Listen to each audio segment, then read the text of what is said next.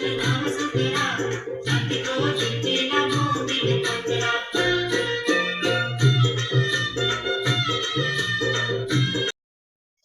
Friends, तर सकाळची सुरुवात मस्त अशा कोळीगीताने झाली आणि आज नाश्त्याला होते पोहे आणि चहा. तर मी अशी तयार होऊन निघाली आहे मच्छीला. तर म्हटलं आज मच्छी बघूया काय भेटते ती. तर मच्छी मार्केटमध्ये आली तर मच्छी काही एवढी नव्हती. तर मग म्हटलं चला आता बांगडेच घेते. आणि देवांशला शिंपल्या खायच्या होत्या पण त्या मला कुठे भेटल्या नाही. मग त्याच्यासाठी मी मुशी घेऊन आली. काही लोक याला मोरी पण बोलतात.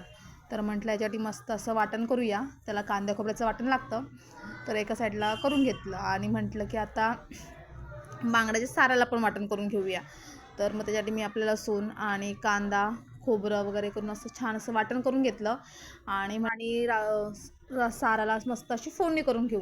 तर मस्त असं तेलावरती असं वाटण फिरवून घेतलं आणि त्याच्यानंतर पाणी ॲड करून कोकम ॲड केलं आणि मच्छी ॲड केली. आता म्हटलं मुशीची पण मच्छी बनवून घेते.